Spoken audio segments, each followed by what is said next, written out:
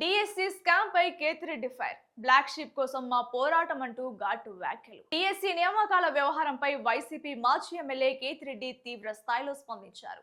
ఉద్యోగాల విషయంలో అక్రమాలు జరిగాయని ఆరోపిస్తూ తమ పోరాటం దొంగతనంగా ఉద్యోగాలు పొందిన వారిపైనే తప్ప సక్రమంగా ఉద్యోగాలు సాధించిన అభ్యర్థులపై కాదని స్పష్టం చేశారు. మీరు ఎందుకు భుజాలు తడుముకుంటున్నారంటూ ప్రశ్నించారు. అక్రమంగా ఉద్యోగాలు ఇప్పించిన వ్యక్తులపై తమ పోరాటం కొనసాగుతుందని అన్నారు.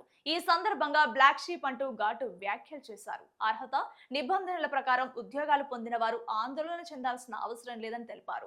డిఎస్సి వ్యవహారంపై పూర్తి స్థాయిలో విచారణ జరిపి వాస్తవాలను బయటపెట్టాలని డిమాండ్ చేశారు. కేతిరెడ్డి వ్యాఖ్యలు ప్రస్తుతం రాజకీయ వర్గాల్లో చర్చనీయాంశంగా మారాయి.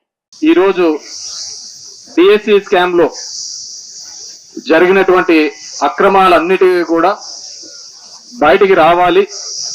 విద్యార్థుల జీవితాలతో, నిరుద్యోగ జీవితాలతో ఈ ప్రభుత్వం ఏ విధంగా చెలగాటమాడుతుందని మనం అందరం తెలుసుకోవాలా, ఆలోచించుకోవాల్సిన అవసరం ఉంది.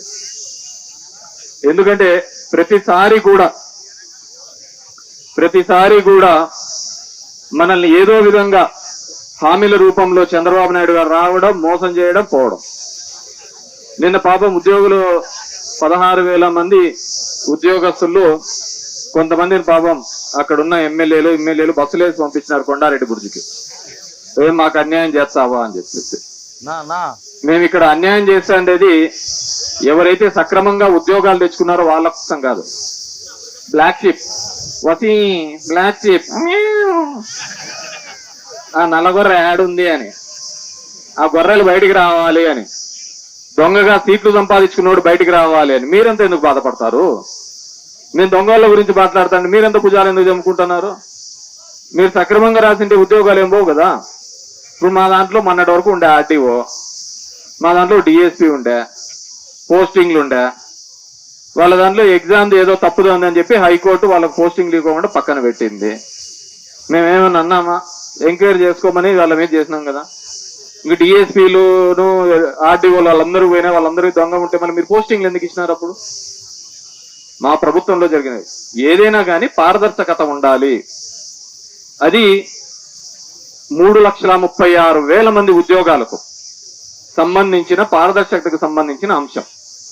మేమే ఊరికనే గుడ్డిగా వాళ్ళున్నారు వీళ్ళున్నారనేం వేయటంలా. మీరు తీసుకున్న నిర్ణయాల వల్ల మాకు అనుమానం వచ్చింది. ఏంటి ఆ నిర్ణయాలు? ఎందుకు మాకు అనుమానాలు వచ్చినాయి? గతంలో మీరు చేసినటువంటి నిర్వాహకాల వల్ల 2% ఉండే స్పోర్ట్స్ కోటాని 3% చేసినారు. ఎవరు చేసినారు? జీవో నెంబర్ 4 అని 47 అని ఓ 30 దాకా కొత్తవి దాంట్లోకి ఇన్వాల్వ్ చేయడం జరిగింది. దాంట్లోకంతా ఎవరు సర్టిఫికెట్లు ఇచ్చేవాడు?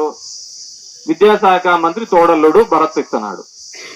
అదే విధంగా కూనా రవికుమార్ అనే ఎమ్మెల్యే కూడా ఒక 38 ఇచ్చినాడు, ఈయన ఒక 39 ఇచ్చినాడు. ఇది కదా మాకు అనుమానం వస్తా ఉండేది. ఎవరైనా కానీ క్రికెట్ ఆడిన వాళ్ళు గెలిచిన వాళ్ళకి ఇస్తారే తప్ప ఆడిన వాళ్ళకి అందరికి కూడా ఇచ్చుకుంటూ పోతా అంటారా? ఎవరైతే గెలిచారో వాళ్ళకి ఇవ్వాల. ఇక్కడ ఏం జరిగింది? మొన్న నెంబర్ 1 వచ్చినోనికి ఈలే, బంగారు వచ్చినోనికి ఈలే, దాంట్లో పార్టిసిపేట్ చేసిన వానికి ఇచ్చినారు. ఇది మేము పెట్టే అభ్యంతరం. స్పోర్ట్స్ కోటాలో 400 మందికి ఈ విధంగా ఇచ్చినారు. మీరు వాటి మీద ఎంక్వైరీ చేయండి అని. ఎందుకు మీరు ఎంక్వైరీ చేయలేకపోతున్నారు ఇప్పటి వరకు?